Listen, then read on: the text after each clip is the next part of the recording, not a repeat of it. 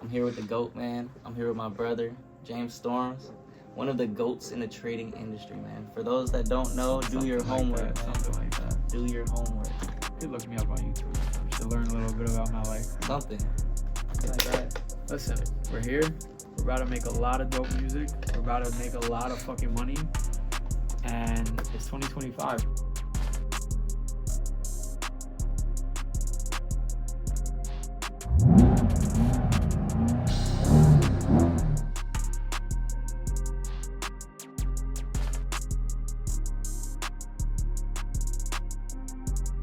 No more trying.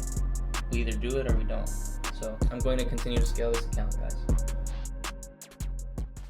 Pretty much, bro. Like I said, all the asset classes, like I generally group together, right? Like I have all the index pairs, dollar pairs, euro pairs, currency pairs, commodities, cryptos. Like they correlate together. They don't always.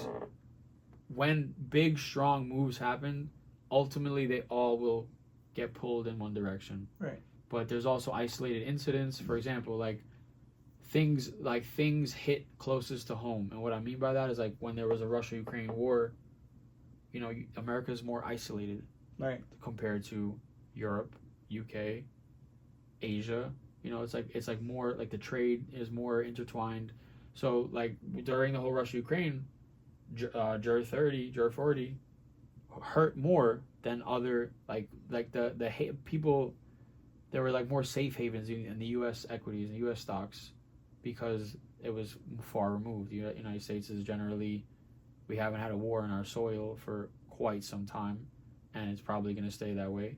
So not always, but when there is war, you know, isolated in other places, money does tend to flock. Like money always goes to safer places based on what the environment is. Like you have, I spoke about this in the boot camp, but you have safe havens and you have risk assets. You know, risk assets are like stocks, crypto, like certain things. Safe havens are like commodities, certain currencies, like the dollar can be safe havens. So like money will, when shit hits the fan, like people want safe assets. Gold is fucking tangible. Like I can hold it in my hand. It's intrinsically valuable. Everything in this computer, there's gold tipped.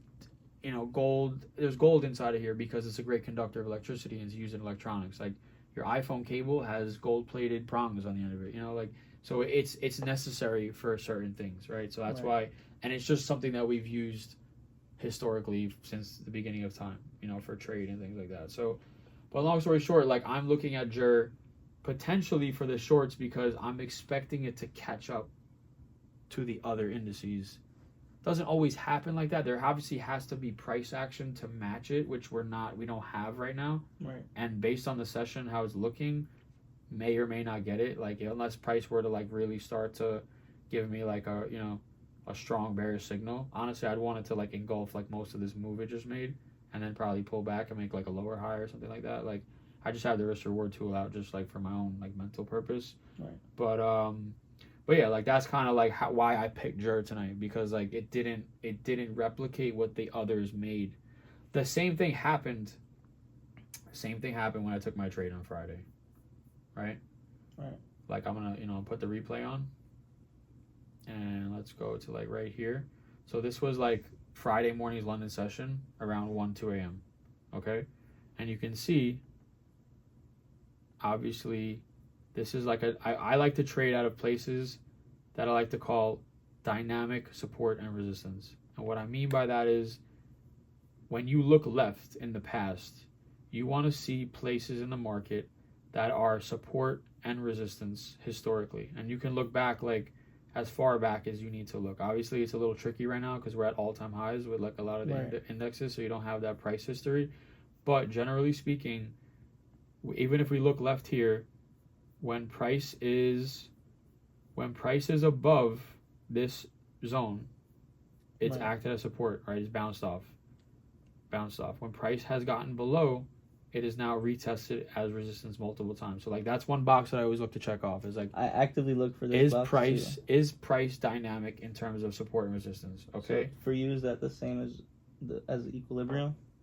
Not necessarily, no. Like it's just something I just want to see, like is price indecisive in these areas. Okay. Like when it's above, it bounces above. When it breaks below, Right. it retests it as resistance. Right.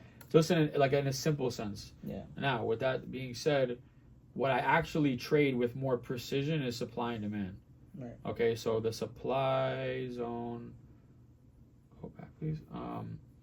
The supply zone is based on weekly, daily H4 exhaustion zones, which it's I'm not gonna go too deep into it, but like it's in the boot camp, like you know, like how I do it and everything. So this area that I was looking at here is a daily supply, right, based on this wick.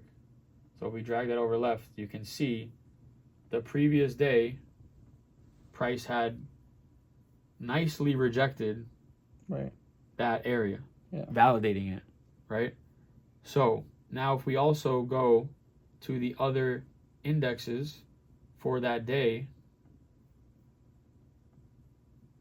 right, earlier in the week, right, for that week, Monday, Tuesday, Wednesday was largely bearish, like fully trending bearish, lower lows, lower highs, right? S&P, same thing, lower lows, lower highs, like clearly bearish, all of them. US 30, lower lows, lower highs, clearly bearish. But JER was relatively flat, you know what I'm saying? So again, like that's part of my analysis is sometimes like I'm picking the asset class that I want to sell, and I'm selling the indices fundamental reasons, because of the interest rate cuts, because of inflation is still sticky and inflation hasn't really gotten to where the Fed wants it to be, which foreshadows that they're going to be tighter with the monetary policy. Like if inflation doesn't come down, they either have to hold rates or raise rates, but if rates are high for too long, it's going to really hurt the economy. So we're in a tight spot where it's like we're in a rock and a hard place. Inflation is high and elevated, but interest is also high and elevated, and a prolonged high interest rate environment is going to really hurt businesses because everything is leveraged on debt, right? And when a debt is expensive, you can't make money as a business. Most businesses, you buy a property, you buy equipment, you get loans for everything. Well, what happens when your loans get really expensive? You can't make money. Your earnings reports hurt and suffer. And then now investors are like, well, shit, we were expecting these earnings reports and you didn't meet the earnings reports. And now like we're selling our stock because we're going to go into something safer. We're going to go into a gold ETF. Like gold is big right now. Gold has been going crazy because, again, it's a safe haven. It's tangible. It's deflationary. It stands the test of time. As the fiat currencies lose value, gold always appreciates, right? So with that being said, I was selling the indexes because of the fundamental reason, and now I have this technical reason. I have dynamic support and resistance. I have a supply rejection, and now I was pretty much, I don't necessarily like always use like H1 for like supply, but I only use it when I can layer it on top of something else. Right, okay. You know what I'm saying? Like if I have a higher time frame supply zone that gets respected, then I can start layering lower time frame supply zones within that to create an additional level of confluence. Now, I only trade the open of the session. So I actually kind of got faked out here. I'm not going to lie to you, because at like 2 a.m., right around, like I was waiting. There was definitely a level of support here that I was just kind of waiting to see if price broke below. And if, sometimes like indecision is a decision. So like you need to be decisive. Like if you start getting your criteria, price action, confirmation that you need, sometimes you just take the trade. It's not like you can wait forever and wait for the perfect entry, and you could just watch a trade just like go forever. So sometimes it's just like, yeah, it possibly could pull back a little higher and it could get maybe a better entry, but I executed here because as 2 a.m. opened up right here, the volume started kicking in.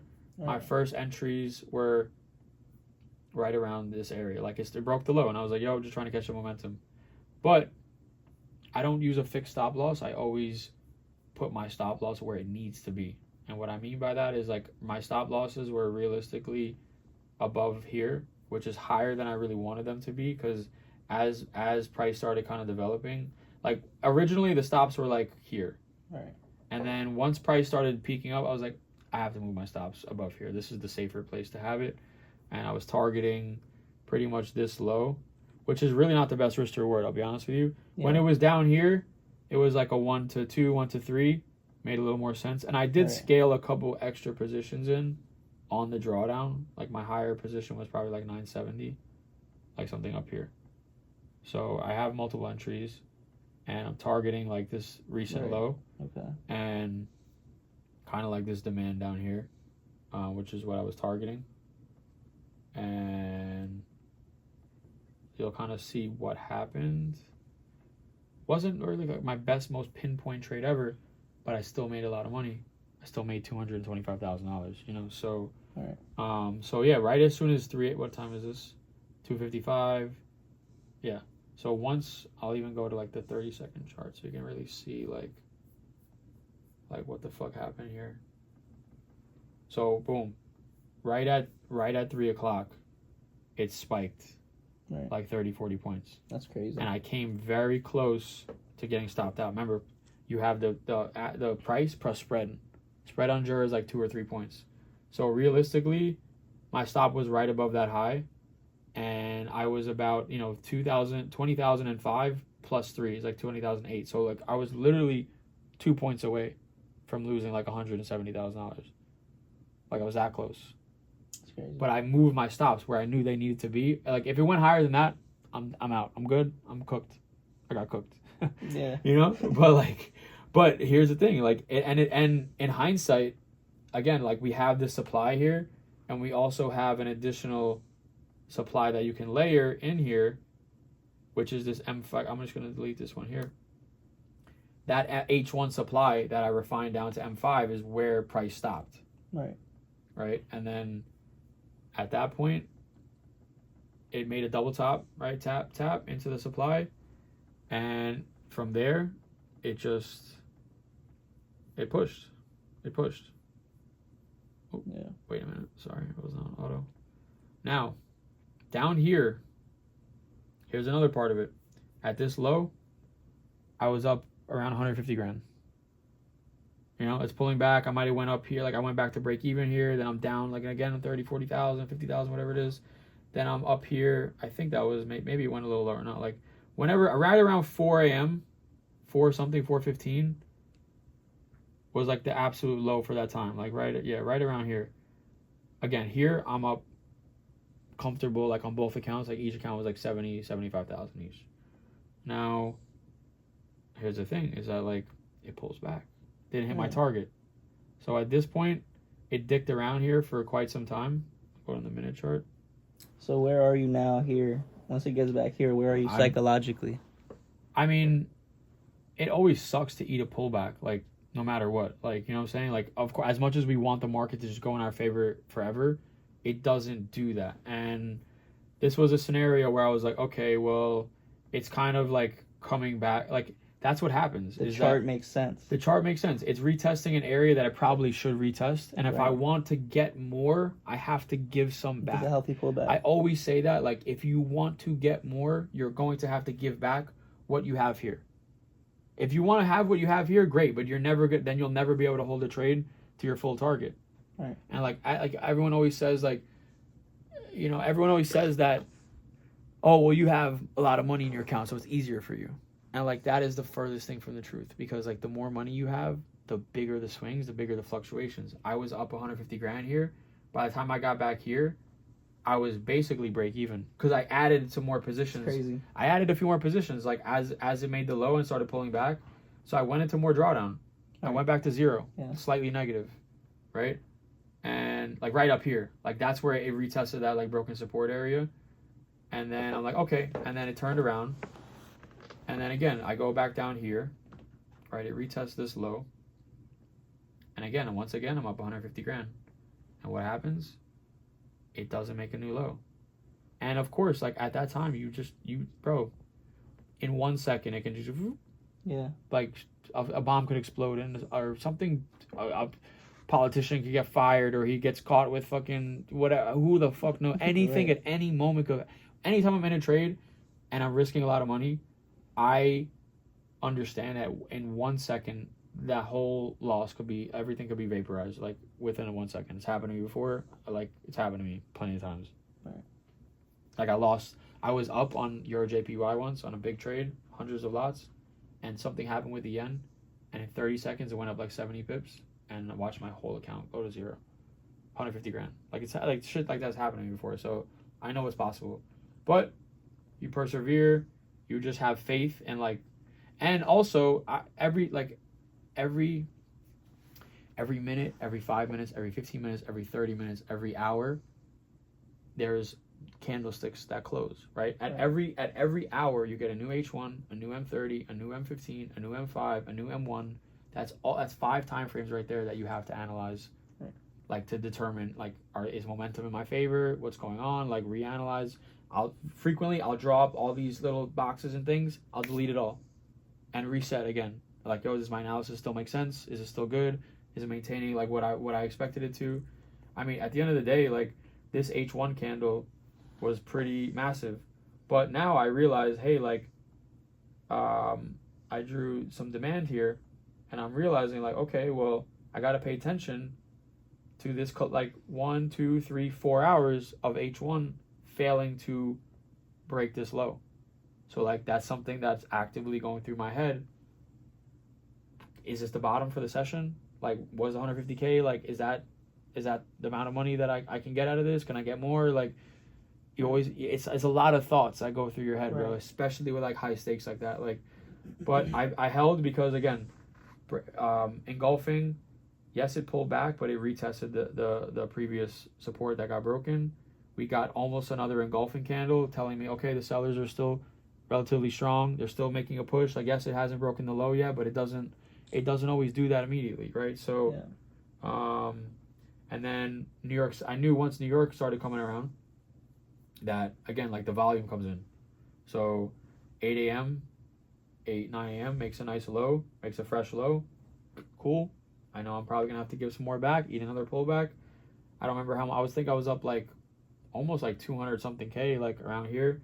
Then it goes back to like 70, 80K. It's like, you're just, bro, it's like, my heart's like beating out of my chest, like, you know, this whole time. Like, I don't care how much money I have, how much I make, if I'm hundreds of thousands of dollars are fluctuating on the screen. Are you still at your desk watching this? Yeah, or so are you absolutely the whole time. The whole time? I'm definitely not sleeping. Like from the bro, that day I woke up at 2 p.m. on Thursday, mm-hmm. stayed up through London, took my trade like right around 2:15, roughly 2:10. I'm holding throughout. I didn't end up closing this trade until 2 p.m. And then I ended up like, because of like the discipline I have in my life, like, okay, I'm fucking exhausted, but guess what? I've been up for 24 hours straight. I gotta go to the gym. I gotta run. I gotta eat some food. I didn't eat anything. That's like a really thing that they don't really talk about, is like the anxiety. Like, you completely lose your appetite. Your heart is working so hard. Right. Your brain is working so hard. It sucks up a lot of your energy, bro. Like, yo, when I stay up like that, I can literally like feel like my body, my muscles like shrinking. Yeah, because like I'll text you and then you'll text me back and you'll be like, yo, my bad, bro, I was up all night trading. Like, I'm just now going to sleep. Like, yeah, bro, I didn't go to bed until Saturday. Yeah. At like 4, 5, 6 a.m., whatever it was, from Thursday. That's what it takes, man. That's what they don't talk about right here. Up, yeah, bro. That's what it takes. If you told me I had to stay up for like 5 days straight, I mean, that's excessive, but like, I would hope at some point I could get some rest. Right. If I'm in a trade, I'm holding through the new day and stuff like that, I'll rest between like 4 p.m. till like 6 to 7. I'll catch like a 3-hour nap just to get something, because the market is like closed and it's dead. And even JER 30 kind of closes at like, it closes at 5, and then it doesn't open until 8. It's like each pair most pairs are like closed for like an hour or whatever. But yeah, long story short, bro, like, all right, New York session, you know, like, it's, bro, even when 9:30 hits, man, like, you don't know what's gonna happen at 9:30. Like, 9:30 is like, you know that there's a bomb exploding, and you hope that it just explodes in your favor, bro. Like, you know? Yeah. But yeah, like right around 10:20, this was the peak low that it made. And at this point, one account was up 200, the other one was up like 150. So like, I'm up 350 at the peak. But it was only there for like a couple minutes. So like, you know, as much as you always speculate, oh damn, this was my max profit. Right. It's like very hard to even, like, it literally went down, swooped right back up. These lows were like one count was 150, the other one was about like 120. So these lows were around 270K profit, which I could have, like, there was support here. Support, like, that's an area where it's like, okay. Because at this point, I'm not looking really for more. I'm open to it. Like, I'm still floating. But at the same time, my stops I've moved down, like, slightly. Like, they're not up here anymore. They're kind of, like, up here. Like, I'm still giving it the breathing room it deserves. Because you can't choke it. If you're already deep into this far, like, I'm willing to, like, bro, there are days where, like, it might drop, like, 500 points. And that could be, like, $1 million trade for me. Like, it's like, I'm going to get one of those eventually. Like, my biggest day is 384,000. But, like, I was close to breaking a new record on this. Like I'm willing to push it, bro. Like, I'm like, I want, like, in the least, like, greedy way possible, I will let the market do what I think it's supposed to do. It's like, in theory, it's like sitting in the ice bath for 5 minutes Yeah. after last time you did it for 3 minutes. Right. Exactly. I You're like, gotta, you know I what? gotta I push. could do 5 I minutes gotta this push time. myself further. Yeah. Bro. The last I ice bath understand. I did 10 minutes, and my fucking middle finger is still numb. Like, That's 5-6 crazy. days later. Yeah, like slightly, but it's coming back. But it's like Yeah. still a little numb. But yeah, bro. Like, at a certain point, remember, this is Friday, so, like, bro, like, I'm risky, but I won't hold over the weekend. Like, But what makes you trade a London session instead of New York session?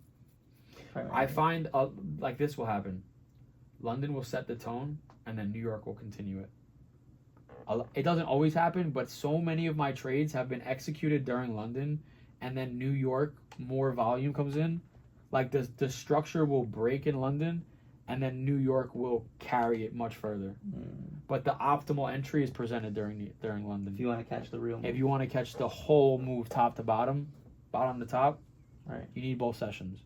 And even there's been times where I don't see anything in London, and I'm waiting for New York. Right, true. You know? Yeah. Because, like, I need to see both. Right. You know? Which is especially, that's what equates imagine to not sleeping. Imagine I had woken up, like, at 8 a.m. or whatever, and, like, the market's here. Yeah. Like, yeah, I can sell here. Like, I probably could have found an entry like this.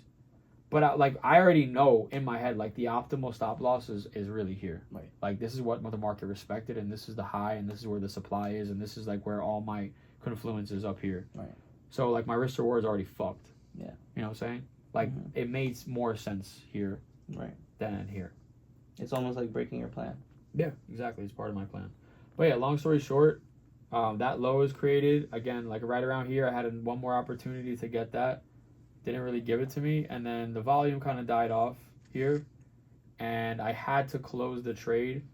So one of my brokers, this is something you need to know, is that certain assets will, like, on different brokers, especially on Friday, will close at different times. Right. So, like, I had the foresight to, like, look on the one MetaTrader I was using. I was like, okay, well, last Friday, where did the candle stop printing? And it was at 2 p.m.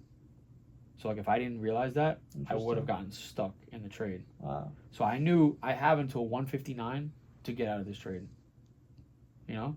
Especially right before it closes, the volume dries up and you start getting slippage and shit like that. So, like, you can't even exit. You can't exit. Yeah, once the market closes, like that broker closes, see you on Sunday at 5-6 p.m. because that's the next when chance the market's at a whole different point. When it gaps, or, like, bro, Jur 30 is a pair that will gap pretty heavily. Wow. So I ended up closing right here, which honestly I'm not mad at, because that was realistically, like, basically what my target was.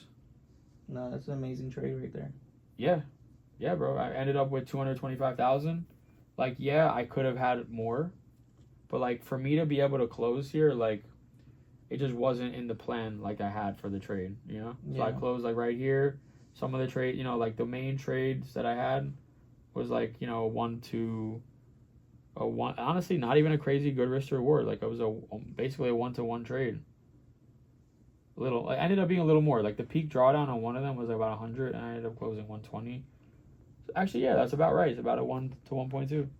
Yeah. So that's really, you know, that's really what it was. And then here's the thing, right? The market closes, right? Let's see. Okay, this is 450, which is 250, and then boom, that's what happened on Sunday. The market opened back up. It's at 7 p.m. here, 7, and then this is what happened. Yeah. Had I held it, I would have got fucked. Yeah. It did pull back a little bit here, But that was really it. And like I almost took, but then I get like, bro, you know what I'm saying? Like you gotta take what you can get sometimes. Like the previous trades I had too, like all I had, if I held them an extra, for example, NASDAQ, I had sells on NASDAQ here, and I closed it right here. It's crazy. For like 200K, 190K. Yeah. Had I held it an extra from literally from like I closed it right at 9:30 because it started to, like it was just I was so uncertain about like where it was gonna go. Yeah. You know, such a 9:30, especially NASDAQ US 30. Like JUR 30 at 9:30 is not that crazy. Right. Because it's not like a US stock. Right. It goes actually. There's more volume in London session. Of course. That's why I like trading in London because it's almost like a 9:30 equivalent. It's like you're but trading at, the like, London 3 a.m. stock market. You're like trading the London, New York stock market open, Right. basically, right? So, but So again, it's moving like how US 30 would at this time. exactly. So 9:30, 9:32, I closed a trade. Great trade, bro. It was like a 1 to 7 risk reward. Yeah. Can't complain with that. But had I held, an extra hour, like that, 190K ends up being like 500,000 Right. in an extra hour. It went even deeper. Like it went even lower. I sold. I almost sold here again. I almost caught it here again, like on the pullback. So what was your risk on this trade to make 200,000? How much would you say you were risking? I don't know the exact dollar amount, but if I caught about how many points did I catch? I closed it at like 575.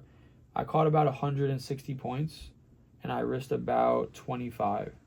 So I made about 7 times my risk, bro. So like that was, I risked like less than 30K. Less than 30K. Yeah, less than 30K, and I really went into very little drawdown.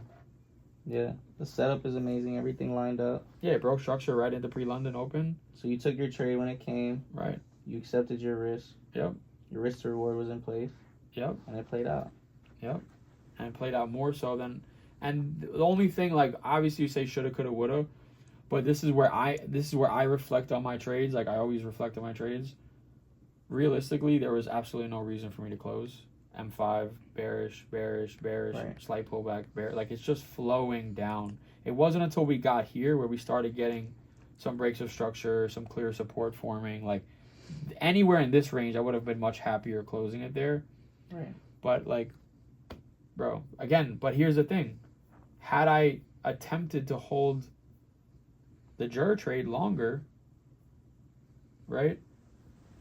I'm fucked. I'm out. I'm dead. Right. I'm not making anything. You know what I'm saying? So, and trading is such a psychological thing where like the trades that you like don't get the best close on, you hyper fixate on them and you mentally like you almost scar yourself.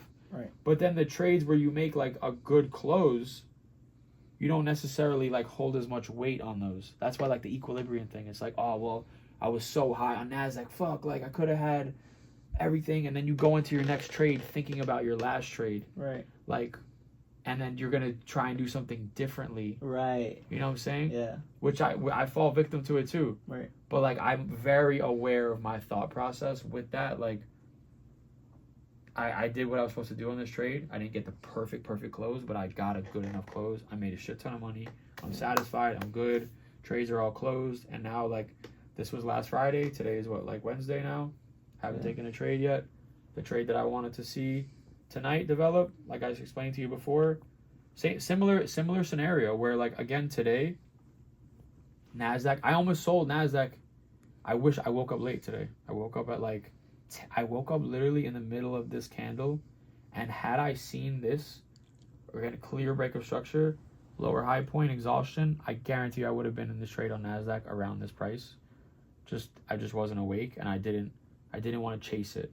And while it was falling here, I said, okay, I just want to see it pull back into that previous support, right? That was developed here. Right. And it just barely missed, and I just let it fall. I just let it fall. I let it fall. It fell an additional, 21.5 to like 100, basically 380 points. I just let it fall, and I didn't take it. But again, same thing. S&P fell today. US 30 fell today. Right. NASDAQ fell today. JER 30 is way up compared to where it was in New York session. So that was like the divergence that I'm expecting to pull through, but it doesn't have to happen in this session. It could easily happen at 9:30 today. Right. You know? Yeah. So, yeah, that's kind of like. No, that makes sense. That's kind of like how I look at this current price right now. Yeah. So like it just bust above this high, starting to slow down a bit. We're starting to get some like bearish candles, but like it's already kind of late in the session. It's 4:30. Right. Really from like 2 to like 4:30 ish is like once you get to like 5 a.m. it starts to taper off the volume. It still can move. Yeah. But it like. Yeah. I look for things a lot like this, like like exhaustion, liquidity sweeps. Yeah. And Here's the thing: is it does it, but it doesn't always do it. It doesn't always do it. Because like in this scenario, it respected the high. Yeah. And like had it did a liquidity sweep, I would have been eaten up, bro. Right. But it didn't. Yeah. So like sometimes it does do it though, and sometimes that is part of my analysis. Mm-hmm. Like for example, but you also have to pay attention to how the bodies are closing. Right. When the bodies close above the previous wick or the previous high, that's more strength than like in this scenario where it's testing the high, but the wicks are closing beneath that previous high, Right. which is it means something to me. That makes sense. You know, and on the lower time frame, it represents something. It represents making high, sellers coming back, making high, sellers coming back. So I'm just kind of sitting on my hands right now. You know. Let me show you the trade I took today real quick. Yeah. You absorbing the game a little bit? I know it's like you're Absorbing the game. little new to Definitely it. absorbing the game. It's a lot of game, man. Don't let it go over your head. This is a lot of game right Yeah, here. I mean this is a tough game, bro. Like if you want to play, like you're ready to get fucking to lose a lot. So this is US 30. Yeah. I was looking at it. So the trade I took today. I wanted to short US 30. Like I missed the initial push, but like once it pulled back into these lower highs, This is the short that I wanted. This was the trade that I wanted, but that's not the trade I took. took a buy. I took a buy here, from like here, and I sold it into this level. So my ideology on this trade was really just very you simple, couldn't bro. pay me. You couldn't pay me to buy US 30 right now. Like I just will Yeah. not take buys. Like I told you, like I'm only selling. Right. Ever since the FOMC Just meeting, bearish. bro. When this happened on the Wednesday of like the and bro, I had sells up here. Yeah. Like before, like the day before this, again same scenario. London session, creating structure. It broke here at like 2 a.m. Sold here, stop above this high, ate through this whole drawdown, like not drawdown but like pullback, Yeah. and then I closed it like right here, and then I knew tomorrow was FOMC, Right. but that should drop to 1,000 points, bro. Like, Sheesh. and that was when the account was only like Crazy. 60, 70K, and Yeah. I made I doubled it. Mhm. Had I held, I had like 3.5, 4 lots. 1,000 points is a $400,000 trade. So had I went into the next trades with that balance, it'd be like $1 million right now. But that's another thing is that you can always like calculate. Well, if I had done a different decision and I have more balance here to take this next trade, I would like, bro. It's trading is such a fucking mind. It's easy to look back yeah versus yeah. when you're in the moment making the decisions. Right. And at the end of the day, like I can't complain. Balance is going up. I'm making money. Exactly. I live off trading. That's I'm all that matters. satisfied, bro. Like I'm very happy. Like That's I'm all that grateful matters, and I yeah. have a lot of gratitude. Exactly. And that's the ultimate like way to combat those emotions is just Mhm. is just having gratitude for everything you do. Look, this is literally what I look for. So normally when I mark up all these red lines, it's not really support and resistance. What I'm doing is Session highs and yeah, lows. just the day high and lows really Yeah. like. So today, this morning, I marked out yesterday's high, Yeah. yesterday's lows, and then essentially news was coming out this morning. I forgot Yeah. exactly what news it was around 10 a.m. It was fuck up. I forgot exactly what it was, but I was looking at it and That's why I woke up late. Like I woke up after that. I should have been up. That's another thing is like I didn't deserve to trade this morning because I wasn't ready. right. I was not awake early, Right. prompt, ready, alert. I was waking up. I'm in bed checking the chart. Like, dude, you're gonna get clapped like that. You know. Yeah. Someone You is have to be up. prepared for the Someone is markets. up at 7 with their coffee in their hand, like Correct. ready to go. Like, You know what I'm I saying? had to Like, learn that's that the the hard way. that's the discipline, bro. Like, if you lose, you lose. But it's like, dude, you gotta be fucking ready, bro. Yo, there's an FOMC meeting minutes today. I didn't even realize that. And unemployment claims. Yeah, there is. Yeah. It was Joel's job openings and the PM. That's what it was. Yeah. So what I was looking for when the market opened, I'm looking for, is price going to pretty much break the level where it's at around when I'm looking at it? Or is it going to target yesterday's highs or yesterday's lows? So I was looking at this level simply because I had a level here before, kind of like a smaller demand zone, that kind of like an area of interest pretty much, right? I guess like a support and resistance level. But I took this trade right when the market fell into this low, and I comfortably took it right here, going into this level. And I even said this morning when we were live, I said price was going to come and fill this 1 hour gap. So a lot of time I'll look for these gaps on the 1 hour chart specifically, and I'll find that the market will consistently fill them. And then on top of that, I fibbed this move right here, from here to here. I do that a lot, yeah. And then when I seen it come right to my golden entry, normally I want a 50-point stop. I seen it gave me my golden entry, 100-point max really. Right. And I knew my target was here. I love the 61.8. I knew my target was here, bro, but I'm already in this long on a smaller time frame, buying into here because I just want to make my quick money in the morning and be done by 11. Yeah. But I knew fundamentally and technically in my brain, everything I've learned over the years, everything I've been studying, I knew this was my trade, but I didn't take it because there was what you said earlier. It was that indecision. I wasn't decisive enough to say, you know what, that's my short. Instead of this long, let me focus on that short. When I look at when you have things like that, like the best way to solve that problem is to scale down like your risk.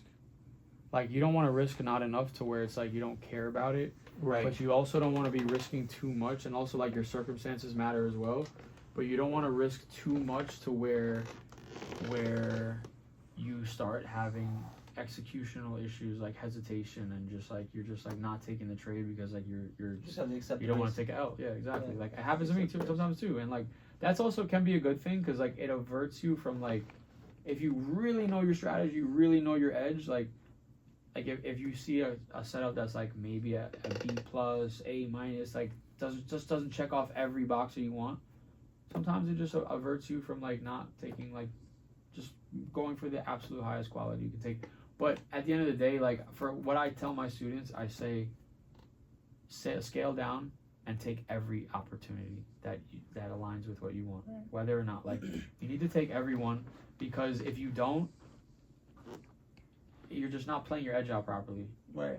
You know what I'm saying? Like that's what I was gonna say. The other thing is like pretty much what you just said, as far as not just over risking. I've had a lot of times where I spent the hours, bro. I've not only spent hours, but then waited weeks, just like you do, to get this entry, to take a tiny position. Let it pass you by. Well, yeah, that's another thing. That's the my main thing. Right. I won't let it pass me by, but I'll take a tiny position when I should have. I knew it was gonna happen. I waited. I put the time in, and I should have shot my shot properly. And that's why, like, yeah, I took the risk. Well, I think your specific circumstance is like a bit situational. True. And that's why, like, I recommend you scale up like the business here. Right. You have a 90% win rate. Is always a 1 to 3 risk to reward, 1 to 5 risk to reward. Right. But if the psychology is not on point, none of it matters. None of it matters because you can't apply it properly. Yeah. Very true. I appreciate you, bro. Yeah. Absolutely. My bad. Listen, we're here. We're about to make a lot of dope music. We're about to make a lot of fucking money. And it's 2025. I'm here with the GOAT, man. I'm here with my brother, James Storms. One of the GOATs in the trading industry, man. For those that don't know, do your homework, man. Something like that. Do your homework. You could look me up on YouTube or something to learn a little bit about my life. Something. All right, guys. So it's 6:30 a.m. We have some legendary things happening. I'm literally just about to leave the studio. I'm here with Yagi. Yo, locked in. Locked in, man. So my dog James just left. I'm excited to be sharing content with you guys. I'm excited to be documenting my journey, and we have so many big things coming that I can't wait to fill you guys in. So thank you guys for watching. If you haven't already signed up for VIP, sign up for VIP. The link is in the bio, in the description of this video, where I trade live daily, 9 a.m. to 11 a.m. So I'll see you guys soon. Thank you for watching. Please like, comment, and subscribe so I could get into the algorithm. I really appreciate it. I'm putting a lot into making these videos, and this is only the beginning. So 2025 is going to be an amazing year, guys. We out. We out.